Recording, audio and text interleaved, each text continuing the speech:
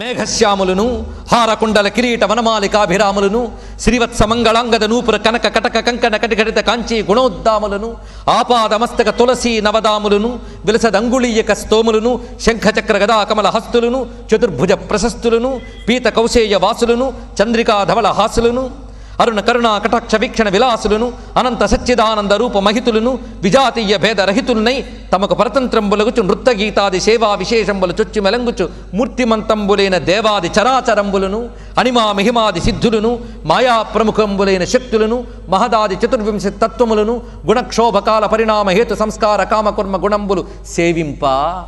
ఇలా వీళ్ళందరూ సేవిస్తూ ఉండగా వేదాంత విధులకైన ఎరుంగనాని తెరంగున మెరయుచు కానంబడిన వారల కనుంగుని. ఈ దివ్యమైన విష్ణు సమూహాన్ని చూసి ఆశ్చర్యచకితుడై అనుకుంటున్నాడు, ఏ పరమేశు తేజమున ఈ సచరాచరమైన లోకముద్దీపితమయ్యే. ఏ పరమేశ్వరుని యొక్క మహా తేజస్సు చేత ఈ త్రిభువనాలు దీపించుతున్నాయో ఆ మహానుభావుని యొక్క తేజస్సు కన్నుల చక్క చూడగా నోపక. ఆ మహా తేజస్సుని తన 8 కళ్ళతో కూడా చూడలేకపోయాడండి ఆయన. దుర్నిరీక్షమైన మహా తేజస్సు. పారవశ్యమున ఒందుచు సంస్థిమితాఖిలేంద్రుడై పరమేష్టి మైమరచెనప్పుడు చిత్రపు రూపు కైవడిన్. కళ్ళు మూసుకుని బొమ్మ గీసినట్లుగా నిలబడిపోయాడు బ్రహ్మదేవుడు. కొంతసేపటికి నెమ్మదిగా కళ్ళు తెరిచేట. నిర్జీవుండు సజీవుండైన తెరంగున. అప్పుడు కళ్ళు తెరిచి చూసేటప్పటికల్లా 8 కన్నులు గల వేల్పు గమికాడు తేరి తెప్పరిలి కాలుకేలు కదిలించి, అప్పుడు కాళ్ళు చేతులు కదిలించి చూసేటప్పటికల్లా ఇప్పుడు కనబడిన దృశ్యం వేరు. పిల్లలు లేరు, లేగలు లేరు, విష్ణువులు లేరు, ఎవరూ లేరు. ఒక్క కృష్ణుడు చేతిలో చల్ది ముద్ద పట్టుకుని నా లేగలు ఎక్కడున్నాయి, పిల్లలు ఎక్కడున్నాయని వెతుక్కుంటూ కనిపించేటండి. ఇక్కడ మాయ చేస్తున్నాడు బ్రహ్మగారినే. అంటే ఏమీ ఎరగనట్లుగా వెతుక్కుంటున్నట్టు అభినయిస్తున్నాడు. అది చూశాడు ఈయన. చూసిన వెంటనే స్వామి ఇంకా చాలు స్వామి అనుకుని కానీ సంభ్రమించి విరించి రాయంచ డిగ్గనురికి, కానీ సంభ్రమించి విరించి రాయంచ డిగ్గనురికి. ఇంట్లో ఎప్పుడైనా కూర్చుని పోతన భాగవతం పట్టుకుని నోరార చదువుకోండి, ముందు శరీరంలో ఉన్న కల్మషాలను పోతాయి. అలాంటి వచనాలు పద్యాలు పిల్లల చేత చదివించండి, చెవికింపుగా ఉంటాయి. వాళ్ళ ఒళ్ళు బాగుపడుతుంది, వాళ్ళ బుద్ధులు బాగుపడతాయి, వాళ్ళ ఆయువులు బాగుపడతాయి ముందు. ఎందుకంటే ప్రాణశక్తి ఉద్దీపన జరగాలి అంటే ఇలాంటి పద్యాలు చదవాలి, ఇలాంటి దండకాలు చదవాలి. అంతేగాని ట్వింకిల్ ట్వింకిల్ పెంకిల్ పెంకిల్ అని వాళ్ళు అంటూ ఉంటే మనం భలే భలేనండి చప్పట్లు కొట్టడం కాదు. ఇవండి పద్యాలు, ఇవండి తెలుగువాడి ఆస్తి. ఇది మన ఆస్తి, ఇది మన సంపద. ఎంతవరకు కాపాడుకుంటున్నారో ఆలోచించుకోండి. మీ తాతలు గడించిన ఆస్తిని పెంపు చేయాలని ఎలా ప్రయత్నిస్తున్నారో మన పూర్వీకులు గడించినటువంటి దివ్యమైనటువంటి సంస్కృతి ఆస్తిని కాపాడుకోవాలి. మరొకసారి చెప్తున్నాం. ఏం పదాలు చూడండి. కానీ సంభ్రమించి విరించి రాయంచ డిగ్గనురికి. ఒక్కసారి అంతవరకు హంస మీద కూర్చున్న బ్రహ్మదేవుడు దిగెట్టండి, పరిగెత్తుకొచ్చి ఆ బాలుడైన కృష్ణుడు ఏమీ ఎరగకుండా వెతుక్కుంటున్నాడే అలాంటి కృష్ణ పరమాత్మ యొక్క పాదాల మీద పడ్డాడు బ్రహ్మదేవుడు. పడి మళ్ళీ పడిన తర్వాత కృష్ణుడిని చూడాలనిపించి మళ్ళీ లేచట. లేచి చూస్తూ ఉంటే మళ్ళీ పడ్డాట. మళ్ళీ పడి మళ్ళీ చూడాలనిపించి లేచట. ఇలా పడుతూ లేస్తూ చాలాసేపు గడిచిందిట. కనకదండ సుకుమారంపైన శరీరంబు తోడ నేలం జాగిలం పడే సాష్టాంగ దండ ప్రణామం చేశాడు. దండం అంటే కర్ర. కర్ర నేల మీద పడ్డట్టుగా నేల మీద పడ్డాన్ని సాష్టాంగ దండ ప్రణామం అంటారు. అంటే ఒళ్ళంతా నేలకు తగిలించేటట్టు పురుషుడు నమస్కారం చేస్తాడు. దీన్ని దండ ప్రణామం అంటాం. అదేవిధంగా ఈయన దండం పెట్టేట. ఎలా పెట్టాడంటే కనకదండ సుకుమారం పైన అన్నారు. అంటే ఒక బంగారు బెత్తం పడ్డట్టు లేచెట్టేనండి. బంగారపు కర్ర అంటే మన బ్రహ్మదేవుడి శరీరపు రంగు బంగారు రంగు. ఆయన హిరణ్య గర్భుడు కదా, కనుక ఆయన పడి లేచి నమస్కారం చేసి మణిగణ సుప్రకాశంబులైన తన కిరీట శిఖర ప్రదేశంబుల ఆ కుమారుని పాదంబులు మోవం మృక్కి. మణులు పెట్టినటువంటి తన కిరీటం ఆ బాలకృష్ణుని యొక్క పాదాలకి తగిలేలాగా నమస్కరించి తోరంబలుగా ఆనంద బాష్పజల పూరంబుల అడుగుల కడిగి తన కళ్ళ నుంచి స్రవిస్తున్నటువంటి ఆనంద బాష్పాలతో స్వామి యొక్క పాదాన్ని కడిగి అడుగులపై పడు లేచున్ పడు క్రమ్మర లేచు ఇట్లు భక్తిన్ మునుతా పొడగనిన పెంపు తలపుచు. ఈ విధంగా నమస్కారం చేసి అల్లనల్లన లేచి నిలిచుండి నయనారవిందంబులు తెరిచి గోవిందుని సందర్శించి చతుర్ముఖుండు ముఖంబు వంచి కృతాంజలి అయి 4 తలకాయలు వంచి 2 చేతులు దోయిలించి నమస్కరిస్తున్నట్ట. ఈ నమస్కరిస్తున్నప్పుడు ఎక్కడా చూడని అరుదైన రూపం నా కళ్ళ ముందు కనబడుతుంది. ఇది ఎప్పుడూ నా మనస్సులో నిలబడితే చాలు అంటున్నాడు. నౌమిడ్యతే భ్రవపుషే తడిదంబరాయ గుంజావతంస పరిపిచ్చల సన్ముఖాయ వన్యస్రజే కమల నేత్ర విషాణ వేణు లక్ష్మశ్రియే మృదుపదే పశుపాంగజాయ. దీనికి మన పోతన గారు ఎలా చెప్పారో చూద్దాం. శంపాలతిక తోడ జలదంబు కైవడి మెరుగుటొల్లియతోడి మెనివాని కమనీయ మృదులాన్న కబళ వెత్ర విషాణ వేణు చిహ్నంబుల వెలయువాని గుంజా వినిర్మిత కుండలమ్ములవాని సికిపించవేష్టిత శిరమువాని వన పుష్పమాలికా వ్రాత కంఠమువాని నలిన కోమల చరణములవాని కరుణ గడలు కొనిన కడకంటి వాని గోపాల బాలు భంగి బరగువాని నగుమొగంబువాని నను కన్న తండ్రిని నిన్ను భజింతు మృక్కి నీరజాక్ష, నిన్ను భజింతు మృక్కి నీరజాక్ష. మెరుపుతో కూడినటువంటి మబ్బు వలె పీతాంబరము ధరించి ప్రకాశిస్తున్న నీలమేఘశ్యాముడు మృదువైనటువంటి అన్నాన్ని చేతిలో పెట్టుకుని అన్న కబళ, మృదుల అన్న కబళ అంటే సుకుమారమైనటువంటి అన్నపు ముద్దని చేతిలో పెట్టుకుని వేత్ర విషాణ వేణు చిన్నంబులు మునుపు వర్ణించినట్లుగా వేణువు నడుము దగ్గర జనుపుకుని దండము కొమ్ముబూర చంకలో పెట్టుకుని ఉన్నటువంటి వాడు. పైగా అరణ్యాల్లో తిరుగుతున్నవాడు గనక బంగారు కుండలాలు ఏం కాదుట, గుంజా వినిర్మిత కుండలమ్ములవా అని ఆ పూల గుత్తులు అవన్నీ కూడా వీటితో అలంకరింపబడినటువంటి ఈ శిరస్సు మొదలైన ప్రాంతములు కలవాడు. సికిపించవేష్టిత శిరమువా అని స్వామి నెమలపించాన్ని ధరిస్తూ ఉంటాడు కదా, అలా సికిపించము ధరించినటువంటి వాడు. వనపుష్పమాలికా వ్రాత కంఠమువా అని వనాల్లో దొరికి పువ్వులతో మాల చేసుకున్నట్టు ఆయన వనమాలాధారి నారాయణుడుగా కూడా. అందుకే ఆ వనమాల ధరించి ప్రకాశిస్తున్నవాడు. నలిన కోమల చరణములవాని పద్మములు వంటి మెత్తని పాదములు కలవాడు. ఇలాంటి బాలుడైన కృష్ణమూర్తిలో ఎక్కడా కూడాను చిరు కోపం కూడా లేదండి. కరుణ గడలు కొనిన కడకంటి వాని, ఎంత చక్కగా చెప్పారు చూడండి. తన యొక్క కడకంటి నుంచి దయని వర్షిస్తున్నటువంటి ఈయన గోపాలబాలు భంగి బరగువాని, గోపాలబాలుని వలే కనిపిస్తున్నటువంటి నగుమొగంబు వాని మందహాస వదనారవిందుడైనటువంటి నన్ను కన్న తండ్రిని, నా కన్న తండ్రిని నమస్కరిస్తున్నానన్నాడు. ఈ మాట ఎంత చక్కగా వేశారో పోతన గారు ఇక్కడ. నన్ను కన్న తండ్రిని అంటే అవతల వాళ్ళ మీద ప్రేమ కలిగినప్పుడు నన్ను కన్న తండ్రి అంటాం, కానీ నిజానికి బ్రహ్మగారు అనాల్సిన మాట ఇది, నన్ను కన్న తండ్రి అని. ఎందుకంటే బ్రహ్మను కన్న తండ్రి నారాయణుడే. అదే విషయాన్ని ఇక్కడ చెప్తున్నారు. నన్ను కన్న తండ్రిని నిన్ను భజింతు మృక్కి నీరజాక్ష.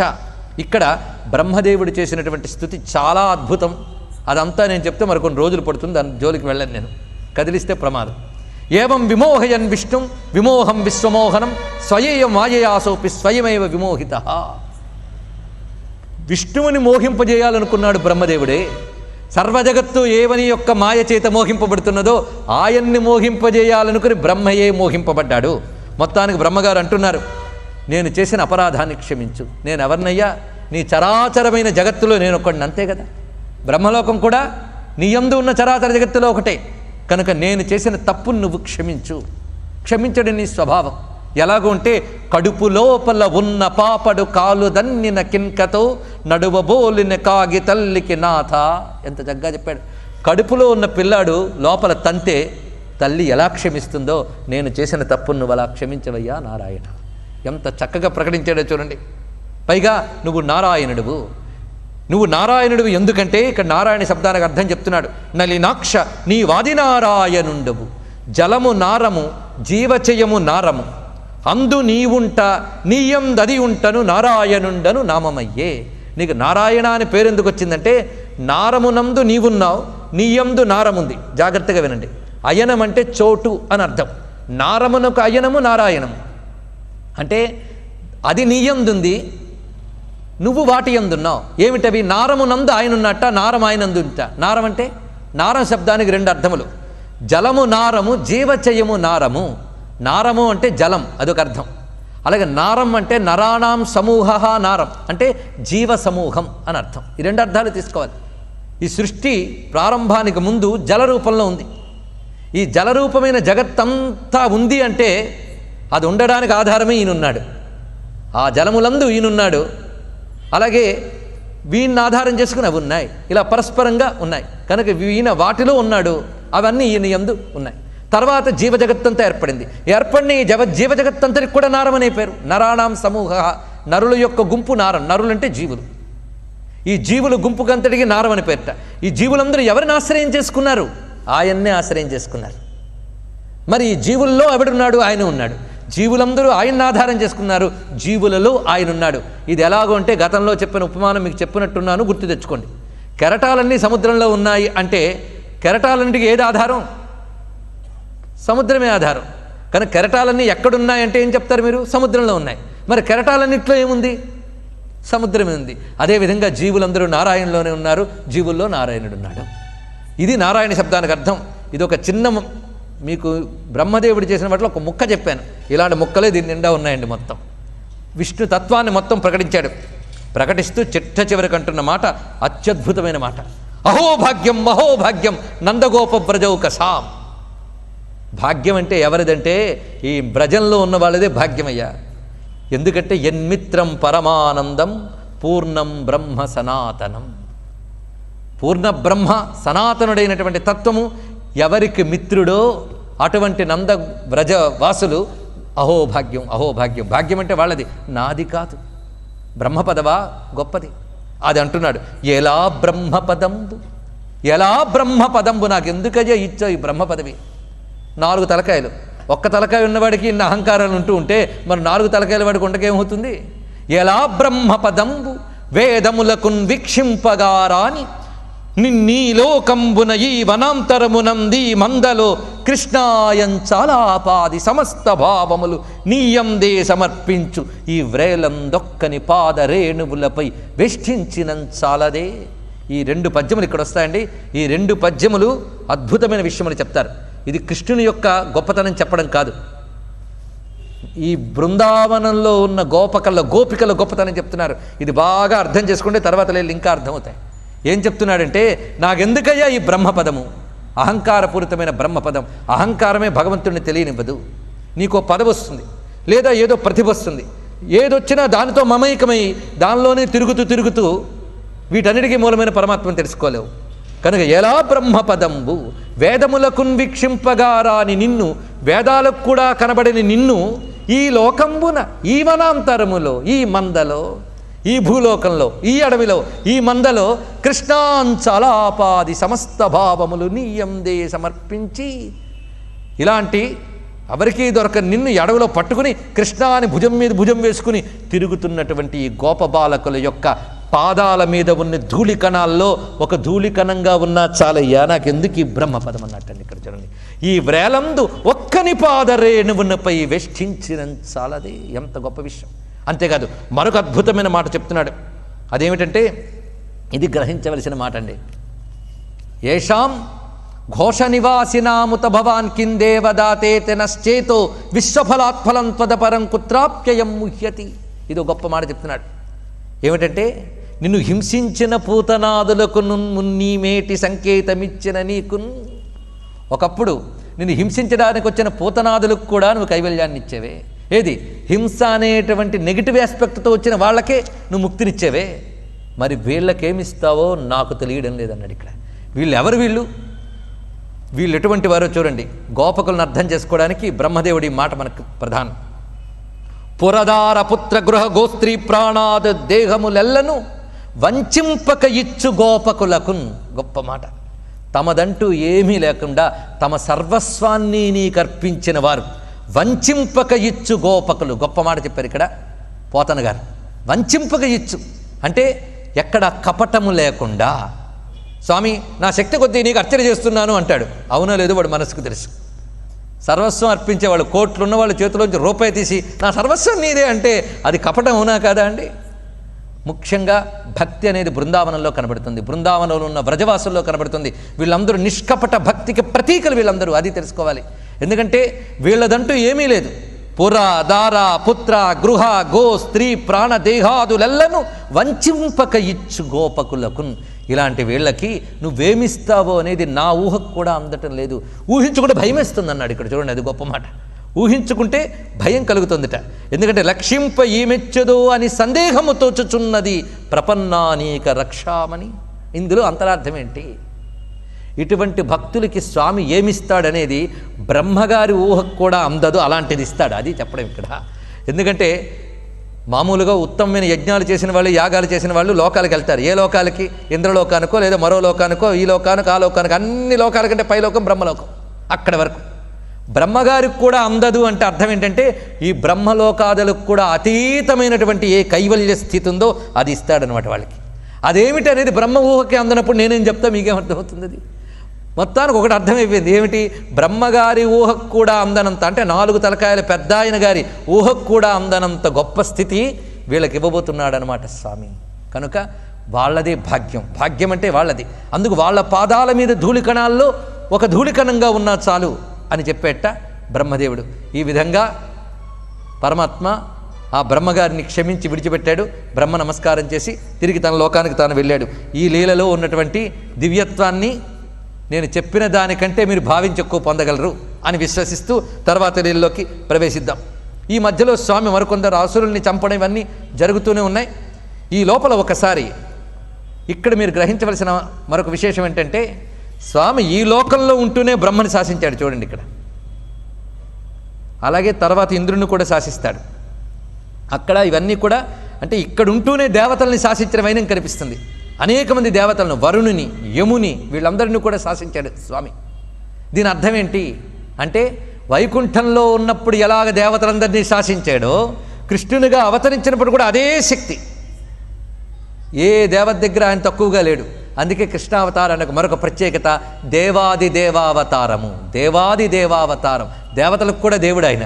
ఎప్పుడూ అదే కృష్ణుడిగా అవతరించినప్పుడు కూడా అలాగే ప్రవర్తించాడు. అందుకే అవతార లీలల్లో కూడా తన యొక్క దేవాది దేవత్వాన్ని అలాగే ప్రకటించాడు. చూడండి, బ్రహ్మగారికి బుద్ధి చెప్పడంలో మొదట కనబడింది, పెద్ద దేవుడిగా చెప్పాడు. తర్వాత మిగిలిన వాళ్ళకి కూడా కనిపిస్తుంది. చూద్దాం. అటు తర్వాత మరొక దివ్యమైన విషయాన్ని చూపిస్తున్నాడు స్వామి. ఒకసారి తాను, బలరాముడు, కొంతమంది గోపకులు, ఆవులు ఉండగా యమునా నది తీరంలో ఉన్నట్ట. ఆ సమయంలో కాలిందిలో విషకలితతో యము త్రావి ప్రాణానలంబులు బాసిపడినా, ఆ కృష్ణుని దగ్గర ఉన్నటువంటి ఆ గోప బాలకులు, కొన్ని ఆవులు ఆ యమునా నది దగ్గరున్న కాళింది అనేటువంటి మడుగులో నీళ్ళని తాగి అవి విషమయమైన నీరు గనక అక్కడికక్కడే మరణించేటవి. మరణించిన వెంటనే స్వామి ఒక్కసారి చూసేటండి వాటి వైపు. యోగీశ్వరుండును యోగి వంజుడు ఈక్షణామృతధార లెలమి కురిసే. ఒక చూపు చూసేట స్వామి. చూడగానే ఆ చూపులోంచి అమృతం కురిసిందిట. ఈ అమృతం ప్రవహించగానే పశువులు గోపకులను బ్రతికించే. ఆ పశువులు గోపకులు కూడా తిరిగి లేచి కూర్చున్నాయి. ఇక్కడ తెలుసుకోవాల్సిన విషయం ఏంటంటే, స్వామి అమృత స్వరూపుడు. స్వామి అమృత స్వరూపుడు. ఆయన చూపుల్లో అమృతం, ఆయన పలుకుల్లో అమృతం, ఆయన స్పర్శలో అమృతం. అలాగే వ్యాసుల వారు చక్కటి వర్ణన చేస్తారు. స్వామి ఈ మందకు వెళ్ళినప్పుడు వేణునాదం చేస్తూ ఉంటే ఈ ఆవులు మొదలైనవన్నీ మేత మర్చిపోయి చూస్తూ కూర్చున్నాయట ఆయన. స్వామి మధురావతారం అండి. ఇక్కడ 2 విషయాలు చెప్తున్నాను, అమృతావతారం, మధురావతారం. ఈ 2 గుర్తుపెట్టుకోండి. మధురం అంటే ఆస్వాదిస్తున్న కొద్దీ ఇంకా ఆస్వాదించాలనిపించేది మధురం. అలాంటి మధుర వస్తువు ఒక్కటే ఉంది. అదేమిటంటే పరతత్వం మాత్రమే, పరమాత్మ మాత్రమే మధుర వస్తువు. అలాంటి మధుర స్వరూపుడు కృష్ణుడు. అందుకు ఈ ఆవులన్నీ ఆయన చూస్తూ మేత మర్చిపోయి ఉన్నాయి. సాయంత్రం అయిపోయి ఇంటికి వెళ్ళిపోతున్నాయి. ఇలా రోజు వేణునాదం కచేరీ వింటూ ఇంటికి వెళ్ళిపోతుంటే తిండి ఎలా అండి వాటికి? అందుకు స్వామి ఏం చేస్తాడంటేట, తన యొక్క హస్తంతో వాటి వెన్ను నిమురుతాట.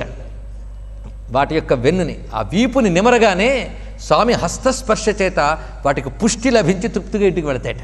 అంటే మొత్తానికి స్వామి అమృతావతారుడనే విషయాన్ని ఇక్కడ చూడాలి. అందుకే మహానుభావుడు లీలాసుకుడు ఒక మాట చెప్తాడు, జయ జయ జయ దేవదేవ దేవ త్రిభువన మంగళ దివ్యనామధేయ జయ జయ జయ బాలకృష్ణదేవ శ్రవణ మనోనయనామృతావతార. శ్రవణ మనోనయన అమృత అవతారం. స్వామి అమృతావతారం. వినడానికి అమృతం, అనుకోవడానికి అమృతం, అనడానికి అమృతం, రెండును. అంటే చెవికి, వాక్కుకి, మనస్సుకి, మూడిటికి అమృతం స్వామి. కనుక ఆయన్ని ఆస్వాదించడం అంటే ఆయన కథలు వినడం చెవికి అమృతం, ఆయన గురించి కీర్తించడం నోటికి అమృతం, ఆయన కీర్తన, ఆయన లీలల్ని మననం చేసి ధ్యానించడం మనస్సుకు అమృతం. ఈ అమృతాన్ని ఎవరు నిరంతరం ఆస్వాదిస్తారో వాళ్ళు అమృతులైపోతారు. అంటే మృతమయమైనటువంటి ఈ దేహాది బంధాల్లో చిక్కుకోకుండా అమృతత్వాన్ని పొందుతారు. అమృతాన్ని ఎవరు ఉపాసిస్తారో వాళ్ళు అమృతాన్ని అవుతారు. మృతాన్ని ఉపాసించేవారు మృతులు అవుతారు. మనం దేన్ని ఉపాసిస్తున్నాం? మృతాన్న అమృతాన్న? ఆలోచించుకోండి. అందుకే పరీక్షిత్ మహారాజు 7 రోజులు భాగవతం విన్న తర్వాత ఒక మాట అన్నట్ట, నన్ను ఇంక తక్షకుడు కాటేయుడని. ఇదేం మాట అండి?